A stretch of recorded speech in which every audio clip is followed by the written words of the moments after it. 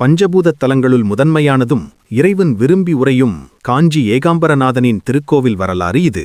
ஒருநாள் திருக்கையிலையில் சிவபெருமான் மற்றும் பார்வதி தேவியும் மகிழ்ச்சியுடன் இருக்கும்போது அம்மை விளையாட்டாக சிவபெருமானின் கண்களை மூட சூரிய சந்திரர் ஒளி நீங்கி உலகம் முழுவதும் இருளானது.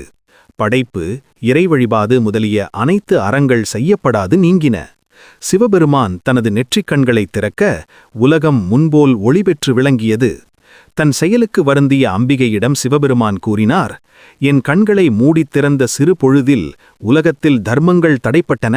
அதனால் உனக்கு ஏற்பட்ட பாவம் நீங்க மண்ணுலகில் தோன்றி காஞ்சியில் எம்மை குறித்து தவமியற்றி வழிபடுவாயாக என்று கூறினார்.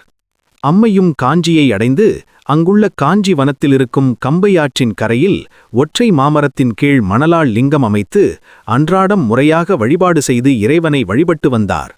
ஒருநாள் அம்மையின் உறுதிப்பாட்டை சோதிக்க எண்ணிய சிவபெருமான் நன்னீர் நதிகளை 4 திசைகளிலும் அன்னை தவம் செய்யும் இடத்திற்கு வர செய்தார். மேற்கு திசையில் பாய்ந்து வரும் வேகவதி நதியை விஷ்ணு பெருமாளும், தெற்கு திசையில் பாய்ந்து வரும் செய்யாறை குமரன் கார்த்திகேயனும், கிழக்கு திசையில் வரும் கம்பை நதியை விநாயகப் பெருமானும் தடுத்தனர். அன்னை மகாகாளி வடக்கு திசையில் வரும் பாலாற்று வெள்ளத்தை அனைத்தையும் தான் வாயினுள் அருந்தி தடுத்து நிறுத்தினார். ஆனால் சிவபெருமான் இறுதியில் தன் தலையில் இருக்கும் கங்கையை திறந்துவிட வெள்ளம் பெருக்கெடுத்து வந்தது.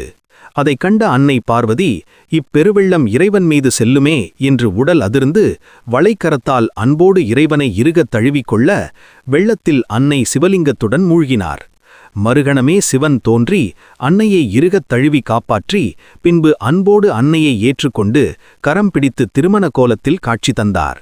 ஒரு மாமரத்தின் கீழ் அன்னை லிங்கம் அமைத்து வழிபட சிவபெருமான் காட்சியளித்தமையால் இங்குள்ள சிவபெருமான் ஏகாம்பரநாதன் எனும் ஏகாம்பரேஸ்வரர் என்ற பெயரில் அழைக்கப்படுகிறார்.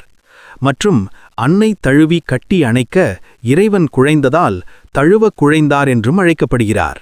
பின்பு கரம் பிடித்த சிவபெருமான் அறம் வளர்க்க அன்னையிடம் 2 நாழி நெல்லை தானமாக கொடுத்து 32 அறங்கள் வளர்க்குமாறு அருளினார். அதன்படி அன்னை காஞ்சியில் அறம் வளர்த்த நாயகியாக காஞ்சி காமாட்சி எனும் திருப்பெயரில் அழகாக அமர்ந்து அருளுகிறார். சிவபெருமான் மற்றும் அன்னையின் வேண்டுதலை ஏற்று பார்வதி தேவியை காக்க வந்த பெருமாள் இங்கு வரம் தரும் வரதராஜ பெருமாளாக பக்தர்களுக்கு அருள்பாலிக்கிறார். அன்னையின் ஆணைக்கு இணங்க குமரன் கார்த்திகேயனும் ஏகாம்பரநாதன் மற்றும் அன்னை காமாட்சி திருக்கோவில் நடுவில் குமரகோட்டத்தை அமைத்துக்கொண்டு பக்தர்களுக்கு அருள்பாலிக்கிறார்.